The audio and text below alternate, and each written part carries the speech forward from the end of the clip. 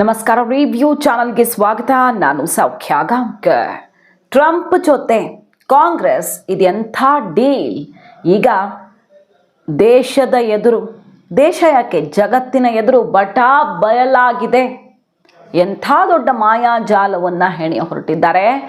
ಆದರೆ ಭಾರತ ಯಾವ ರೀತಿ ಉತ್ತರವನ್ನು ಕೊಡ್ತಾ ಇದೆ?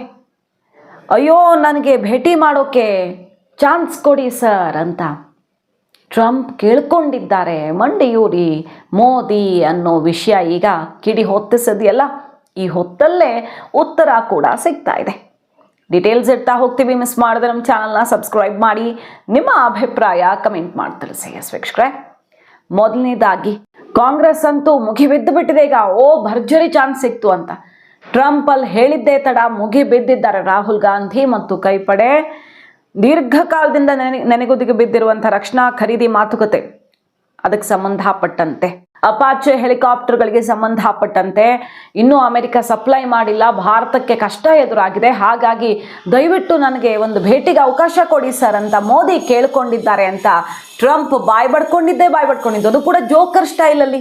ಅವರ ಬಾಡಿ ಲ್ಯಾಂಗ್ವೇಜ್ ನೋಡಿದ್ರೆ ಒಬ್ಬ ಜಾಗತಿಕ ನಾಯಕ ಅಂತ ಅನ್ನೋಕೆ ಸಾಧ್ಯ ಇಲ್ಲ. ಡಿಸೆನ್ಸಿ ಮತ್ತು ಆ ಡಿಗ್ನಿಟಿ ಎರಡೂ ಕೂಡ ಇಲ್ಲದಂತಹ ಅವರ ಹಾವ ಭಾವ, ನಾಟಕೀಯತೆಯೇ ತುಂಬಿ ತುಳುಕ್ತಾ ಇರುವಂಥ ಅವರ ಅಭಿನಯ ವಾಕ್ರಕ್ಕೆ ಬರೆಸೋ ರೀತಿಯಲ್ಲಿತ್ತು ಟ್ರಂಪ್ ಸ್ಪೀಚು. ಮೋದಿ ಕೇಳ್ಕೊಂಡಿದ್ದಾರೆ ಅಂತ ಯಾವ ರೀತಿ ನುಲಿದಾಡಿದ್ರು ಟ್ರಂಪ್ ಅನ್ನೋದನ್ನು ನೋಡಿದ್ವಿ.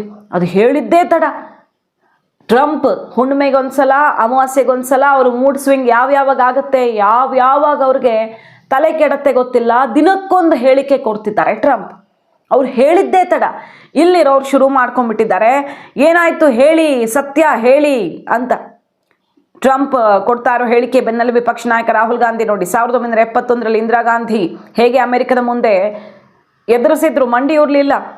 ಅವರೇ ಹೇಳ್ಕೊಂಡಿರೋ ಹಳೆ ವಿಡಿಯೋ ಒಂದನ್ನು ಪೋಸ್ಟ್ ಮಾಡಿ ವ್ಯತ್ಯಾಸ ತಿಳಿರಿ ಅಂತ ಬರ್ಕೊಂಡಿದ್ದಾರೆ. ಭಾರತ ಪಾಕಿಸ್ತಾನ ಸಂಘರ್ಷದ ವೇಳೆ ಅಮೆರಿಕ ಅಧ್ಯಕ್ಷರ ಕರೆಯ ಬೆನ್ನಲ್ಲೇ ಮೋದಿ ಶರಣಾದ್ರು. ಆಪರೇಷನ್ ಸಿಂಧೂರ 1971ರ ಯುದ್ಧದ ವೇಳೆ ತನ್ನ ನೌಕಾಪಡೆಯನ್ನು ಹಿಂದೂ ಮಹಾಸಾಗರಕ್ಕೆ ಕಳುಹಿಸುವ ಮೂಲಕ ಇಂದಿರಾ ಅವರು ಅಮೆರಿಕದ ಮುಂದೆ ತಲೆಬಾಗಿರ್ಲಿಲ್ಲ, ಸೆಡ್ ಹೊಡೆದಿದ್ರು ಅಂತ ವಿಡಿಯೋ ಬಿಟ್ಟು ಅವತ್ತಿನ ಪ್ರಧಾನಿ ಮತ್ತು ಇಂದಿನ ಪ್ರಧಾನಿಯ ನಡುವೆ ವ್ಯತ್ಯಾಸ ತಿಳ್ಕೊಳ್ಳಿ ಅಂತೆಲ್ಲ ಪೋಸ್ಟ್ ಮಾಡಿ ಕಾಂಗ್ರೆಸ್ಸು ವ್ಯಂಗ್ಯ ಚಿತ್ರಗಳ ಮೂಲಕ ಮೋದಿ ಬೇಡ್ಕೊಳ್ತಿರೋ ಥರ, ಅಂಗಲಾಗ್ತಿರೋ ಥರ ಎಲ್ಲ ಈಗಾಗಲೇ ಪ್ರಚಾರ ಮಾಡೋಕ್ಕೆ ಶುರು ಮಾಡಿಬಿಟ್ಟಿದೆ. ಆದರೆ ಟ್ರಂಪ್ ಮತ್ತು ಅದನ್ನು ಪ್ರಚಾರ ಮಾಡ್ತಿರುವಂಥ ಕಾಂಗ್ರೆಸ್ನ ನೋಡಿ ವಿಚಾರ ಈಗ ಬಟಾ ಬಯಲಾಗಿದೆ. ಫ್ಯಾಕ್ಟ್ ಚೆಕ್ಕಲ್ಲಿ ಜಗತ್ತಿನ ಮುಂದೆ ಎಕ್ಸ್ಪೋಸ್ ಆಗಿದೆ. ಏನಂತ ಹೇಳ್ತಾರೆ ಟ್ರಂಪು? 58 ಅಪಾಚೆ ಹೆಲಿಕಾಪ್ಟರ್ಸು ಭಾರತ ತಗೊಂಡಿದ್ದು ಅಮೆರಿಕದಿಂದ ಸಪ್ಲೈ ಆಗಿಲ್ಲ ಅಂತ ಕಂಗಾಲಾಗಿ ಕೇಳ್ಕೊಳ್ತಿದ್ದಾರೆ ಅಂತ. ಅಷ್ಟು ಸುಳ್ಳು. ಅವ್ರು ಹೇಳಿದ್ದು ಸಂಪೂರ್ಣವಾಗಿ ಸುಳ್ಳು, ನಯಾ ಪೈಸೆಯೂ ಸತ್ಯ ಇಲ್ಲ ಅನ್ನೋದು ಅಂಕಿ ಅಂಶದ ಸಮೇತ ಬಯಲಾಗಿದೆ. ಯಾಕೆ ಅಂದರೆ ಭಾರತ ಅಮೆರಿಕದಿಂದ ಆರ್ಡರ್ ಮಾಡಿದ್ದು 28 ಅಪಾಚೆ ಹೆಲಿಕಾಪ್ಟರ್ಗಳನ್ನು. ಅದು ಒಬಾಮಾ ಅವಧಿಯಲ್ಲಿ ಮತ್ತು ಟ್ರಂಪ್ ಅವಧಿಯಲ್ಲಿ ಆಲ್ರೆಡಿ ಡೆಲಿವರ್ ಆಗಿಬಿಟ್ಟಿದೆ. ಡಿಸೆಂಬರಲ್ಲೇ ಕಡೆಯ ಕಂತಲ್ಲಿ ಬರಬೇಕಾಗಿದ್ದು ಕೂಡ ಫಿನಿಶ್ ಆಗಿದೆ, ಬಂದು ತಲುಪಿದಾಗಿದೆ. ಫಸ್ಟ್ ಆಫ್ ಆಲ್ ಭಾರತ ರಕ್ಷಣಾ ಒಪ್ಪಂದಗಳನ್ನು ಹಲವಾರು ವಿಚಾರಗಳಲ್ಲಿ ಅಮೆರಿಕದ ಜೊತೆಗೆ ಮುರಿದುಕೊಳ್ಳೋ ರೀತಿಯಲ್ಲಿದೆ. ಹಿಂದೆ ಆಗಿದ್ದನ್ನು ಹಾಗಾದ್ರೆ ಈಗೇನು ಮಾಡೋದು? ಕ್ಯಾನ್ಸಲ್ ಮಾಡ್ಕೊಳ್ಳೋದಾ? ಬಹಳ ಹಿಂದೆಯೇ, ಎಷ್ಟೋ ವರ್ಷಗಳ ಹಿಂದೆಯೇ ಆದಂಥ ಒಪ್ಪಂದ. ಫಸ್ಟ್ ಕಂತಾಗಿದ್ದು ಯಾವಾಗ? ಅದು 2015ರಲ್ಲಿ, ಸೆಪ್ಟೆಂಬರ್ 2015 ಒಬಾಮಾ ಇದ್ದಾಗ. ಆಮೇಲೆ ಟ್ರಂಪ್ ಮೊದಲ ಅವಧಿಯಲ್ಲಿ ಒಂದಿಷ್ಟು ಡೆಲಿವರ್ ಆಯಿತು. ಆಮೇಲೆ ಇನ್ನುಳಿದ 6 ಹೆಲಿಕಾಪ್ಟರ್ಸು ಉಳ್ಕೊಂಡಿದ್ವು. 2020ರಲ್ಲಿ ಟ್ರಂಪ್ ಇಂಡಿಯಾ ವಿಸಿಟ್ ಟೈಮಲ್ಲಿ ಮಾತುಕತೆ ಆಗಿದ್ದು, ಅದನ್ನು ಈ 2025ರಲ್ಲಿ ಡೆಲಿವರ್ ಮಾಡಿದ್ದಾರೆ. ಸೊ ಭಾರತ ಏನು ಅಮೆರಿಕದ ಕೈಕಾಲು ಹಿಡ್ಕೊಳ್ತಾ ಇಲ್ಲ. 28 ಆರ್ಡರ್ ಮಾಡಿದ್ದು ಮುಗಿದಿದೆ. ಟ್ರಂಪ್ ಹೇಳ್ತಿರೋದು 68 ಅಂತ. ಸೊ ಅವ್ರು ಕೊಡ್ತಿರೋ ಲೆಕ್ಕ, ಇನ್ಫಾರ್ಮೇಶನ್ನು, ಆಡ್ತಿರೋ ಮಾತುಗಳು ಸಂಪೂರ್ಣವಾಗಿ ಶುದ್ಧ ಸುಳ್ಳು ಅನ್ನೋದು ಈಗ ಜಗತ್ತಿನ ಮುಂದೆ ತೆರೆದುಕೊಂಡಿದೆ. 22 ಹೆಲಿಕಾಪ್ಟರ್ಗಳನ್ನು IAFಗೆ, ಏರ್ಫೋರ್ಸ್ಗೆ ಮತ್ತು ಆರ್ಮಿಗೆ ಅಂತ ಸೇರಿ ಒಟ್ಟು 28, 22 + 6 ಆರ್ಡರ್ ಮಾಡಿದ್ದು. ನಾಚಿಕೆ ಆಗಬೇಕು ಅಮೆರಿಕಾಗೆ. ಫಸ್ಟ್ ಆಫ್ ಆಲ್ ಆರ್ಡರ್ ಮಾಡಿದಾಗ ಯಾವ ದೇಶದ ಜೊತೆಗೆ ಬೇಕಾದರೂ ರಕ್ಷಣಾ ಒಪ್ಪಂದ ಮಾಡ್ಕೊಳ್ಬಹುದು. ಒಪ್ಪಂದ ಆಗಿದೆ ಅಂದರೆ ಎರಡೂ ಕಡೆಯಿಂದ ಆಗಿರುತ್ತೆ. ಆರ್ಡರ್ ಆಗಿ ಮಾತುಕತೆ ಆದಾಗ ಡೆಲಿವರ್ ಮಾಡದೇ ಇದ್ದರೆ ಅವ್ರಿಗೆ ಕೊಡದೇ ಇದ್ದವ್ರಿಗೆ ನಾಚಿಕೆ ಆಗಬೇಕು. ಸ್ವಲ್ಪ ಡಿಲೇ ಮಾಡಿದ್ದಾರೆ ಟ್ರಂಪ್ ಅವಧಿಯಲ್ಲಿ, ಆದರೆ ನಾವು ಕೈಕಾಲು ಹಿಡಿಯೋ ರೀತಿಯಲ್ಲೇನಲ್ಲ, ಭಾರತಕ್ಕೆ ಬೇರೆ ಸೋರ್ಸೇ ಇಲ್ಲ ಅನ್ನೋ ರೀತಿಯಲ್ಲಿ ಏನಲ್ಲ. ನಾವು ಬಹಳಷ್ಟು ವಿಚಾರಗಳಲ್ಲಿ ಅಮೆರಿಕಕ್ಕೆ ಸೆಡ್ ಹೊಡೆದು ಫ್ರಾನ್ಸ್ ಜೊತೆ ಕೈಕುಲುಕಿರೋದೆಲ್ಲ ಎಕ್ಸಾಂಪಲ್ಸ್ ಕಣ್ಣು ಮುಂದಿದೆ. ರಷ್ಯಾ ಫ್ರಾನ್ಸ್ ಜೊತೆ ನಮ್ಮ ಒಪ್ಪಂದ ಜಾಸ್ತಿ ಗಟ್ಟಿಯಾಗಿದೆಯೇ ಬಿಟ್ಟರೆ ಅಮೆರಿಕ ನಂಬಿಕೊಂಡೇನು ನಾವು ರಕ್ಷಣಾ ಸಾಮಗ್ರಿಗಳ ಪೂರೈಕೆ ಯುದ್ಧ ಮಾಡ್ತಾ ಇಲ್ಲ ಅಲ್ವಾ. ಅಕಸ್ಮಾತ್ ಅಮೆರಿಕ ಆರ್ಡರ್ ತಗೊಂಡು ಪೂರೈಸಿಲ್ಲ ಅಂದರೆ ಅದು ಅವ್ರಿಗೆ ಶೇಮ್, ಅದು ಕಮಿಟ್ಮೆಂಟ್ ಇಲ್ಲದ ದೇಶ ಅಂತ ಅವ್ರಿಗೆ ಶೇಮ್. ಅದು ಅಂಥದ್ರಲ್ಲಿ ಸುಳ್ಳು ಲೆಕ್ಕ ಕೊಟ್ಟು ಮೋದಿ ಕೈ ಮುಗಿದು ಕೇಳ್ಕೊಳ್ತಿದ್ದಾರೆ, ಮೀಟಿಗೆ ಒಂದು ಅವಕಾಶ ಕೊಡಿ ಅಂತ ನುಲಿದಾಡ್ಕೊಂಡು ಹೇಳ್ತಾರೆ. ಅವ್ರ ವಿಡಿಯೋ ನೋಡಿ, ಟ್ರಂಪ್ ಮಾತಾಡೋದನ್ನು ನೋಡಿ, ಅದನ್ನು ನಂಬಿಕೊಂಡು ಟ್ರಂಪ್ ಗಂಟೆಗೊಂದು ಗಳಿಗೆಗೊಂದು ಕೊಡುವ ಸುಳ್ಳು ಹೇಳಿಕೆಗಳನ್ನು ನಂಬಿಕೊಂಡು ಭಾರತದಲ್ಲಿರುವಂಥ ನಮ್ಮ ದೇಶದ ಒಂದು ಪಕ್ಷ, ಜವಾಬ್ದಾರಿಯುತ ಪಕ್ಷ ಕಾಂಗ್ರೆಸ್ಸು ಅದನ್ನೇ ನಂಬಿಕೊಂಡು ಮುಗಿ ಬೀಳುತ್ತೆ ಅಂದರೆ ಇದೇನು ಆಶ್ಚರ್ಯ ಅಂತ ಅನಿಸಲ್ವಾ? ಯಾವ ರೀತಿ ಇದು? ಟ್ರಂಪ್ ಹೇಳ್ತಾ ಇದ್ದ ಹಾಗೇನೆ ಮೋದಿ ಮಂಡಿಯೂರು ಬಿಟ್ಟಿದ್ದಾರೆ ಅಂತ ಹೇಳ್ತಾರೆ ಅಂದರೆ ಹಾಗಾದರೆ ಜಾಗತಿಕವಾಗಿ ನಮ್ಮ ದೇಶದ ಬಗ್ಗೆ ಪ್ರಧಾನಿ ಅಂದರೆ ಅವರು BJPಯ ಪ್ರಧಾನಿ ಅಲ್ಲ, ನಮ್ಮ ದೇಶದ ಪ್ರಧಾನಿ. ಇಡೀ ದೇಶ ಮಂಡಿಯೂರಿದೆ ಅಂತಲ್ವಾ? ಪ್ರಧಾನಿ ಮಂಡಿಯೂರಿದ್ದಾರೆ ಅಂದರೆ ಅರ್ಥ ಏನು? ಭಾರತ ಮಂಡಿಯೂರಿದೆ ಟ್ರಂಪ್ ಎದುರು ಅಂತ ಹೇಳ್ದಂಗೆ ಆಗ್ಲಿಲ್ವಾ? ಇಂಥ ಮಾತನ್ನು ಆಡೋಕೆ ಹೊರಟು ಅವ್ರಿಗೆ ಈಗ ಶಾಕ್ ಎದುರಾಗಿದೆ ನೋಡಿ. ಅಂಕಿ ಅಂಶದ ಸಮೇತ, ನಂಬರ್ ಸಮೇತ ಸತ್ಯ ಬಯಲಾಗಿದೆ. ಭಾರತ ಸರ್ಕಾರ ಯಾಕೆ ಮಾತಾಡ್ತಿಲ್ಲ, ಯಾಕೆ ತಿರುಗೇಟ್ ಕೊಡ್ತಿಲ್ಲ? ಮೋಸ್ಟ್ಲಿ ಅದಾನಿ ವಿರುದ್ಧ ಅಲ್ಲಿ ಇನ್ವೆಸ್ಟಿಗೇಷನ್ ಶುರು ಮಾಡಿಬಿಡ್ತಾರೆ ಈಗ ಸೆಡ್ ಹೊಡೆದ್ರೆ. ಅದಾನಿ ರಕ್ಷಣೆ ಮಾಡೋಕೆ ಭಾರತವನ್ನೇ ಅಡವಿಟ್ಟಿದ್ದಾರೆ ಅಂತ ಬಾಯ್ಬಿಟ್ಕೊಳ್ತಿದ್ದಾರೆ. ಟ್ರಂಪ್ ಹಂಗೆ ಹೇಳಿದ್ರು ಪ್ಲೀಸ್ ಸರ್ ಅಂತ ಕೇಳಿದ್ದಾರೆ ಅಂತಲ್ಲ, ಹೇಳಿದ್ರು ಅಲ್ಲ ಅಂದಿದ್ರೆ ಉತ್ತರ ಕೊಡಬೇಕಿತ್ತು ಅಂತ. ಯಾವ ಅದಾನಿ ಅಂತ ಇಲ್ಲೂ ಸೇರಿಸಿದ್ದಾರೋ ಅದೇ ಅದಾನಿ ಪರ ನಿನ್ನೆ ಅದಾನಿ ಪವರ್ ಯಾರು ವಾದ ಮಾಡಿದ್ದು? ಕಾಂಗ್ರೆಸ್ನ senior most leader P. Chidambaram ಅವ್ರ ಪರ ಹಾಜರಾಗಿತ್ತು ಅನ್ನೋದನ್ನು ನೆನಪು ಮಾಡ್ಕೊಳ್ಳಿ. ಅಧೀರ್ ರಂಜನ್ ಚೌಧರಿ ಮಾತು ನೆನಪಾಗ್ತಿದೆ. ಅದಾನಿ ಅಂಬಾನಿ ಎಲ್ಲ ಏನೂ ಇಲ್ಲ, ನಮಗೆ ಲಾಭ ಸಿಕ್ಕಿದ್ರೆ ತಪ್ಪಿಲ್ಲ, ಲಾಭ ಸಿಗದೆ ಇದ್ರೆ ತಪ್ಪು ಅನ್ನೋ ಅರ್ಥದಲ್ಲಿ ರಾಹುಲ್ ಗಾಂಧಿ ಅವ್ರಿಗೆ ಕಪಾಳ ಮೋಕ್ಷ ಮಾಡಿದ್ರು ಅಧೀರ್ ರಂಜನ್ ಚೌಧರಿ. ಅದೇ ರೀತಿ ಆಯ್ತಲ್ಲ ಈಗ ಕಾಂಗ್ರೆಸ್ನವರೇ. ಓಕೆ, ಅವರು ವಕೀಲರು, ಅವ್ರ ವೃತ್ತಿ, ಹಂಗೆ ಹೇಳೋಕ್ಕಾಗಲ್ಲ. ಇದನ್ನು ಒಂದು ನೈತಿಕತೆ ಅನ್ನೋದು ಇರುತ್ತಲ್ಲ, ಒಂದು ಹೊಣೆಗಾರಿಕೆ ಇರುತ್ತಲ್ಲ. ಅದಾನಿ ಪರವಾಗಿ ಹಾಜರಾಗ್ತಾರೆ ಅಂದರೆ ಇನ್ನು ಹೆಂಗೆ ಮಾತಾಡ್ತಾರೆ? ಮತ್ತು ಅದೇ ಅದಾನಿಯನ್ನು ರೆಡ್ ಕಾರ್ಪೆಟ್ ಹಾಸಿ ಕಾಂಗ್ರೆಸ್ ಮತ್ತು ಕೈಕೂಟದ ಆಡಳಿತ ಇರೋ ರಾಜ್ಯಗಳಲ್ಲಿ ಏನು ಇನ್ವೆಸ್ಟ್ಮೆಂಟ್ ಕರೆದೇ ಇಲ್ವಾ? ಇದೆಲ್ಲ ಕಣ್ಮುಂದಿರೋದೆ. ಇದ್ರ ನಡುವೆ ಈಗ ಅದಾನಿಗೋಸ್ಕರ ಅಮೆರಿಕದ ಮುಂದೆ ಮಾತಾಡ್ತಿಲ್ಲ ಅಂತ ಬೇರೆ ಹೇಳ್ತಾ ಇದ್ದಾರೆ. ಸರಿ, ಭಾರತ ಏನು ಮಾಡ್ತಿದೆ? ಭಾರತ ನಿಜವಾಗಿಯೂ ಅಮೆರಿಕದ ಮುಂದೆ ಮಂಡಿಯೂರಿದ್ರೆ ಟ್ರೇಡ್ ಡೀಲ್ ಇಷ್ಟೊತ್ತಿಗೆ ಫಿನಿಶ್ ಆಗ್ತಿತ್ತು. ಆಗಿದೆಯಾ? ನಾವು ಸೆಡ್ಡು ಹೊಡೆದಿರೋದಕ್ಕಾಗಿಲ್ಲ ಇನ್ನು.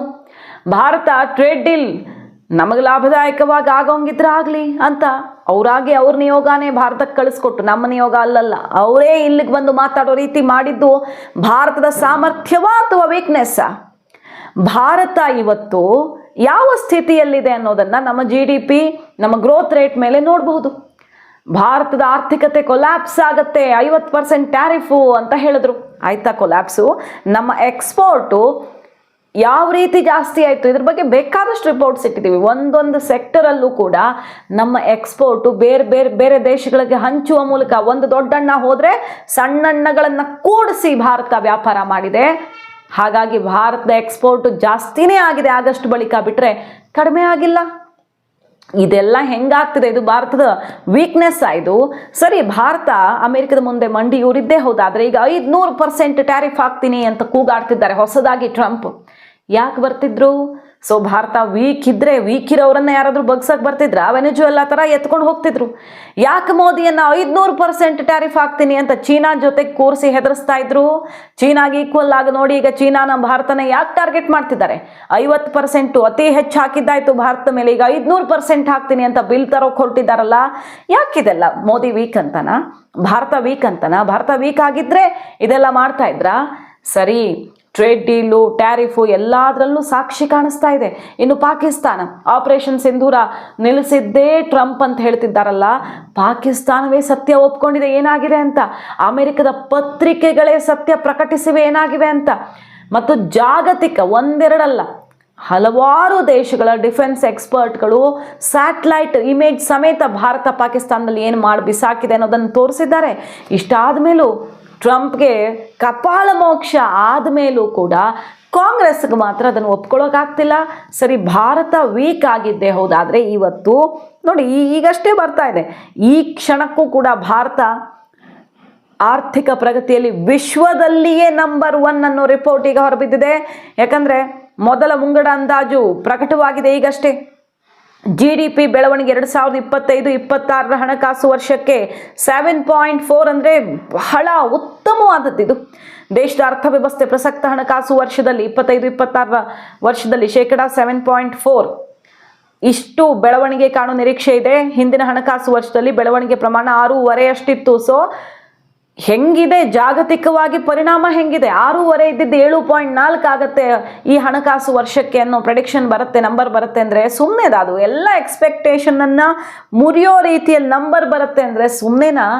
ಭಾರತ ಮಾಡಿರುವ ಸಾಧನೆಯಿಂದ ಅದು GST ದರ ಕಟ್ ಮಾಡುವಂಥ ಒಂದು ಐತಿಹಾಸಿಕ ತೀರ್ಮಾನ ತಗೊಂಡು ಅಮೆರಿಕಕ್ಕೆ ಎಂಥ ಶಾಕ್ ಕೊಟ್ಟರು ಅಂದರೆ, ಅಮೆರಿಕ ತನ್ನ 50% ಟ್ಯಾರಿಫ್ಗೆ ಭಾರತದ ಬೇರಲ್ಗಾಡತ್ತೆ ಅಂತ ಅಂದ್ಕೊಂಡಿತ್ತು. ಆದರೆ ಅಮೆರಿಕಾಗೆ ತಿರುಗಿಸ್ಕೊಟ್ಟು ಕಡೆಗೆ ಅವರೇ ಎಷ್ಟೆಲ್ಲ ನೂರಾರು ವಸ್ತುಗಳ ಮೇಲೆ 0 ಮಾಡಲಿಲ್ವ ಟ್ಯಾರಿಫನ್ನು, ಅಲ್ಲಿ ರೇಟ್ ಜಾಸ್ತಿಯಾಗಿ ಭಾರತದ ಮೇಲೆ ತೆರಿಗೆ ಹೊರೆ ಹಾಕಿದ್ರೆ ಅಲ್ಲಿ ಅವರು ಬಾಯಿ ಬಡ್ಕೊಳ್ತಾರೆ. ಅಂತಹ ಪರಿಸ್ಥಿತಿಗೆ ಭಾರತ ತಂದಿಡ್ತು, ಬಗ್ಗಲಿಲ್ಲ.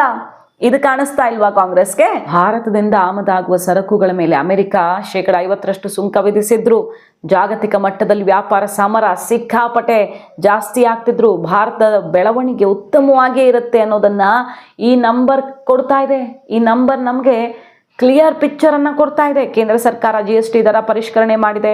ನೂರಾರು ಉತ್ಪನ್ನಗಳ ಮೇಲೆ ತೆರಿಗೆ ಕಡಿಮೆಯಾಗಿ ನೇರವಾಗಿ ಪ್ರತಿಯೊಬ್ಬರು, ಅಯ್ಯೋ ಏನೋ ಆಯ್ತಂತೆ ಹೋಯ್ತಂತೆ ಸುದ್ದಿ ಅಲ್ಲ ಇದು, ನೇರವಾಗಿ ಪ್ರತಿಯೊಬ್ಬರಿಗೂ ಇದರ ಲಾಭ ಲಕ್ಷ ಲಕ್ಷ ಕೋಟಿಗಟ್ಟಲೆ ಹಣದ ಹರಿವು ಕಾಣಿಸ್ತಾ ಇದೆ ದೇಶದಲ್ಲಿ. ಬಹುಕಾಲದಿಂದ ಬಾಕಿ ಇದ್ದ ಕಾರ್ಮಿಕ ಸುಧಾರಣೆಗಳನ್ನು ಜಾರಿಗೆ ತರೋದಕ್ಕೆ ಮುಂದಡಿ ಇರಿಸಿರೋದು, ಇವುಗಳ ಜೊತೆ ಆದಾಯ ತೆರಿಗೆ ಹೊರೆ ಇಳಿಕೆ, ಬಡ್ಡಿ ದರ ಇಳಿಕೆ, ಹಣದುಬ್ಬರ ಇಳಿಕೆ, ಗ್ರಾಮೀಣ ಪ್ರದೇಶಗಳಲ್ಲಿ ಬೇಡಿಕೆ ಹೆಚ್ಚಳದ ಪರಿಣಾಮ ಅರ್ಥವ್ಯವಸ್ಥೆಯಲ್ಲಿ ಅಂದರೆ ಡೊಮೆಸ್ಟಿಕ್ ಕನ್ಸಂಪ್ಷನ್ನಲ್ಲಿ ಆಗಿರುವಂಥ ಗುಣಮಟ್ಟದ ಏರಿಕೆ ಇದೆಯಲ್ಲ, ಇದು ಭಾರತ ಇಷ್ಟು ಒಳ್ಳೆಯ ಅಭಿವೃದ್ಧಿ ಸಾಧಿಸೋದಕ್ಕೆ ಸಾಧ್ಯವಾಗಿದೆ ಅನ್ನೋದನ್ನು ತೆರೆದಿಡ್ತಾ ಇದೆ.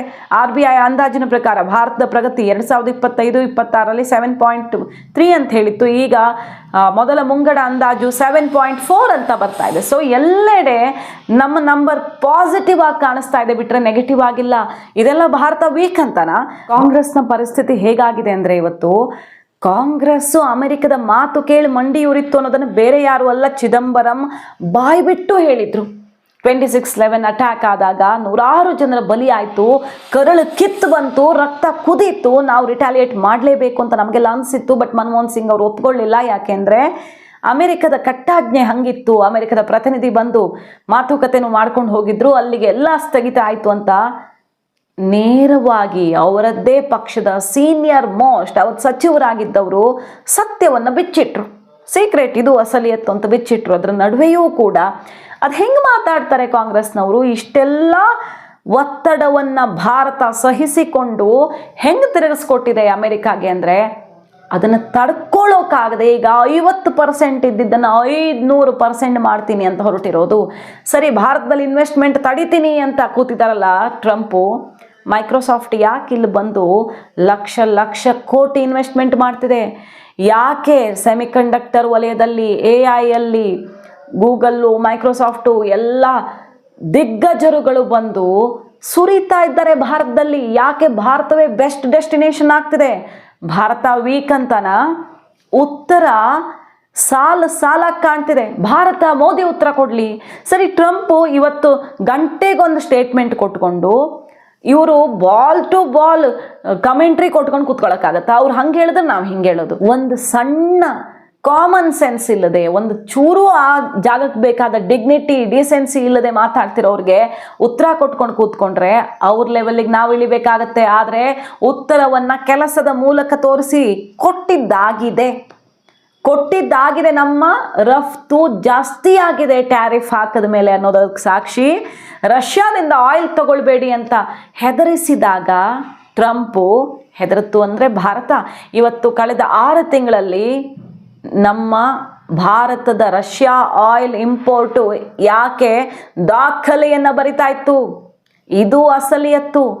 ಇಷ್ಟೆಲ್ಲ ಮಾಡಿದ್ಮೇಲೆ ರಷ್ಯಾದಿಂದ ಆಯಿಲ್ ತರಿಸ್ಕೊಳ್ತಿದ್ದಾರೆ ಅಂತಾನೆ ಭಾರತದ ವಿರುದ್ಧ ಇಷ್ಟೆಲ್ಲ ಮಾಡ್ತಿದ್ದಾರೆ ಅನ್ನೋದೇ ಹೌದಾದ್ರೆ ಟ್ರಂಪು, ಯಾಕೆ ಭಾರತ ದಾಖಲೆಯನ್ನ ಬರೆಯೋ ಥರ ಆಗಿದೆ? ಇನ್ನೂ ಜಾಸ್ತಿ ಆಗಿದೆ. ಹಿಂದೆ ಒಂದು ದಿನಕ್ಕೆ ಏನು ತರಿಸ್ಕೊಳ್ತಿತ್ತಲ್ಲ ಅದರ ಡಬಲ್ ತರಿಸ್ಕೊಳ್ಳೋ ಥರ ಹೆಂಗೆ ಮಾಡ್ತಿದೆ ಭಾರತದ ತಾಕತ್ತ? ಇದು ವೀಕ್ನೆಸ್. ಸೊ ಉತ್ತರ ಇಲ್ಲೇ ಇದೆ. ಈಗೇನು ಟಾರ್ಗೆಟು? ಭಾರತವನ್ನ ಯುದ್ಧದ ಮೂಲಕ ಮುಗಿಸೋ ಪ್ರಯತ್ನ ಮಾಡೋಣ, ಯುದ್ಧಕ್ಕೆ ಕರೆಯೋಣ, ಟ್ರಿಗರ್ ಮಾಡೋಣ, ಎಲ್ಲ ಆಯಿತು. ಅದ್ಯಾವುದೂ ಫಲ ಕೊಡ್ತಿಲ್ಲ. ಈಗೇನು ಮಾಡ್ಬೋದು? ಮೋದಿ ಜನಪ್ರಿಯತೆ ತಗ್ಗಿಸ್ಬೇಕು, ಮೋದಿ ವೀಕ್ ಅಂತ ದೇಶದ ಒಳಗಡೆ ಪುಕಾರ ಹೇಳ್ಬೇಕು. ಆ ಪ್ರಯತ್ನ ಆಗ್ತಿದೆ. ಎಲ್ಲ ಪ್ರಯತ್ನಗಳನ್ನು ಕೈಬಿಟ್ಟಂಥ ಅಮೆರಿಕ ಮತ್ತು ಮೋದಿ ಶತ್ರುಗಳು ಈಗ ಮಾಡ್ತಿರೋದಿಷ್ಟೇ.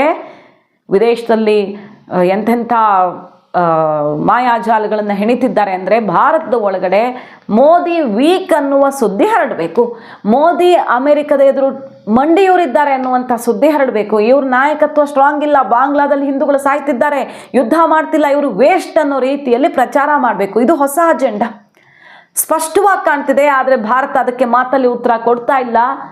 ಉತ್ತರ ಮುಂದಿನ ದಿನಗಳಲ್ಲಿ ಹೇಗೆ ಬರಬೇಕೋ ಹಾಗೆ ಬರುತ್ತೆ. ಅದಕ್ಕೆ ಸ್ವಲ್ಪ ಪೇಷನ್ಸ್ ಬೇಕಷ್ಟೆ. ಹಂಗಿದ್ದಿದ್ರೆ ಪಾಕಿಸ್ತಾನ ಯಾಕೀಗ ಪತ್ರಗುಟ್ಟು ಹೋಗಿದೆ? ಆಪರೇಷನ್ ಸಿಂಧೂರ ಬ್ರೇಕ್ ಬಿದ್ದಿದ್ದಾಗಿದೆಯಲ್ಲ, ಕದನ ವಿರಾಮ, ಅದಾದ ಮೇಲೂ ವಾಟರ್ ಶಾಕ್ ಮೂಲಕ ಪಾಕಿಸ್ತಾನ ದಿನಾನು ಬಾಯ್ ಬಡ್ಕೊಳ್ಳೋ ಥರ ಭಾರತ ಮಾಡಿದ್ದು ಸುಮ್ಮನೆನಾ? ಸೊ ಎಲ್ಲದಕ್ಕೂ ಮದ್ದಿದೆ ಭಾರತದ ಬಳಿ. ಮಾಹಿತಿ ಇಷ್ಟ ಆಗಿದ್ರೆ ಮಿಸ್ ಮಾಡಿದ್ರೆ ನಮ್ಮ ಚಾನಲ್ನ ಸಬ್ಸ್ಕ್ರೈಬ್ ಮಾಡಿ. ನಿಮ್ಮ ಅಭಿಪ್ರಾಯ ಕಮೆಂಟ್ ಮಾಡಿ ತಿಳಿಸಿ. Thank you.